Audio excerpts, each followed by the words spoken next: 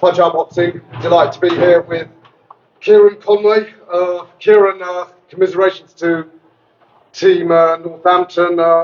Yeah, Ethan was doing well, boxing well. I think it was touch and go, but the big puncher, you can get caught. That's what happened.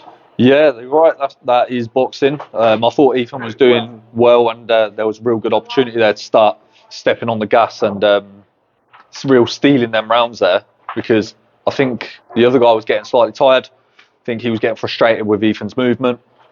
But yeah, boxing happens, and one slight error, and it cost the fight. But Ethan will be back, and it is what it is. We'll crack on, and he'll reset, and he'll go again.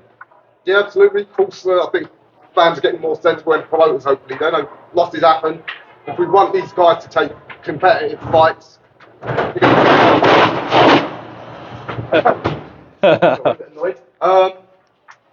I mean there was warning signs I thought for a couple of rounds though that URSU did start to find the left hand. Do you know, has Ethan got much experience dealing with the southpaw? Ethan's been around for a long time. Like, he's been a lot of amateur fights. The sparring's been good, and obviously one of his main sparring partners is Ben Vaughan. So it's a southpaw that brings it. I think the left hand was starting to find a rhythm from URSU, but there was also patches where Ethan started reading that and catching it. So it was a little bit in the balance there. I thought, like I said earlier, I think there was a good opportunity to start really stepping on, and I think that was probably the plan. And yeah, he just got caught with that shot. It was just slightly out of place, and the shot landed, and it found home. If there's any consolation, it's almost better to just get caught by a single peach of a shot rather than 12 rounds battery. I mean, he can recover from this for a bit of a rest. And welterweight division's still hot. Plenty of good fights out there for him to come back to. Plenty of good fights for Ethan out there. He's young. I think he's just turned 24, so he's got all the time in the world. I know right now he's probably thinking that he hasn't got all the time in the world. I remember when I was in that sort of age, you think that it's all got to happen now, but long term, this could do the world of good. He may have learnt he probably will have learnt some things from that, and he'll be back soon, 100%. I train a lot with Ethan. I'm around him quite a lot. Very close friend of mine. He'll definitely come back stronger, better, and this will real kick him up the arse a little bit. Yeah, absolutely. Didn't realise he was that young, 24. He's young. Yeah, he's got all the time in the world.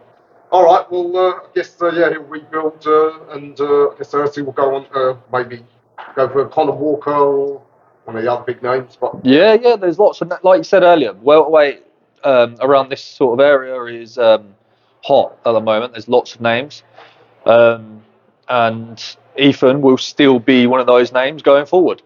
So yeah, the division's wide open. URSU will go do his own thing, and yeah, Ethan will come back to his thing. Got to ask about yourself, of course. That long-awaited crack at the illustrious British title. Yeah. I heard it was Warburton, the Welshman, ordered. Is anything pen to paper? Anything confirmed yet? Yeah, that's ready to get announced. We'll just wait on the matchroom to do that. That's ready to go. I'm really looking forward to that. The British title for me, obviously I was back here in New York when I last boxed for it, and I got the draw against Ted Cheeseman. So it'd be good to finally wrap that one up. My whole mentality on this fight, people may think, who's this guy? Like, he's a bit of an unknown fighter. Is Kieron going to take it easy doing this? No, I'm way more on it. Hello, mate. You good? Yeah, good to see you. Yeah, it's been a long time. Well, nightmare. Just picking this back up. Of course, your middleweight title fight, Warburton. Last saw him sticking it on Shaquille Thompson. But do you know much about him? I mean, you're a sensible guy. Looks like he's someone who likes to bring a bit of needle, make it fun in the build-up. Yeah, so before this fight was happening, I didn't really follow too much about him. Wasn't really on my radar, because I knew the names that were there. This one took me a little bit by surprise. But now his name is there. Now everything's about this fight.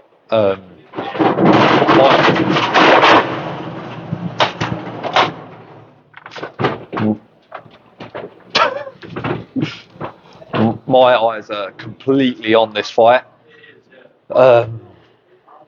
This is now at a point in my career I'll be treating every fight like this is my be all and end all. I'm fully ready to go. I'm ready now. Because I thought I was fighting a little bit ago. Didn't realise it was going to be May. It was actually originally supposed to be April. I'm ready to go. And they got to pick them up. And yeah, the first thing I seen about this guy was his result against my previous opponent, Ryan Kelly.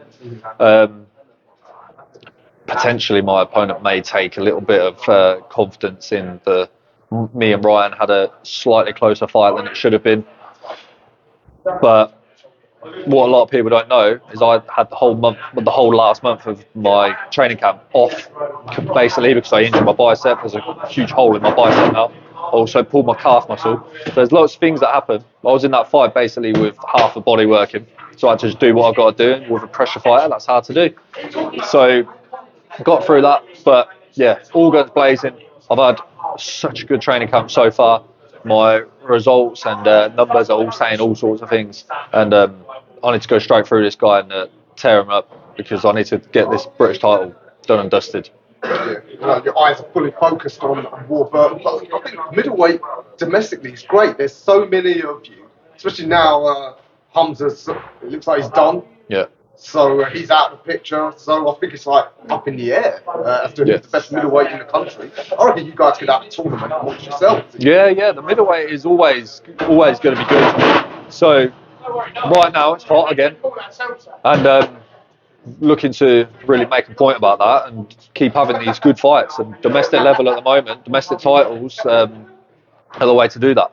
So I want to completely sink my teeth into that British title in May. Yeah. All right. Well, let's see how that plays out before we think about other fights. Kieron, anything you want to add? I mean, great time for Northampton. There's yourself, Shankam, of course, the Failed Brothers. And like I said, Ethan will come back. It's good to see a small town putting boxing on the map. Yeah, because for a while Northampton was a little bit unknown. You'd even walk around boxing shows and say you're from Northampton. I go, oh, where's that? But I think it's really stapled in now. People are starting to notice, and there's some really good talent coming through from Northampton. Would you like to do a big show one day back in Northampton? I'd love to, and I think the start of getting that to happen is cementing this British title win, and then whatever comes after that. And I think that there could be a big show happening in Northampton one day soon, because I'm just going to keep racking up these titles, and I'm going to start going through fighters like it should be from the start anyway. All right. Well, look forward to it. We know you've competed at top level before with Sissoko and people like that. So it'd be great to see you back at the top. That's it. I need to get back. I need to sort this domestic stuff out, and then we get back up to that. I'm not overlooking anything. I treat this exactly how I should be treating it, but I know what my worth is, and I'm going to be back up at that world level. Fantastic.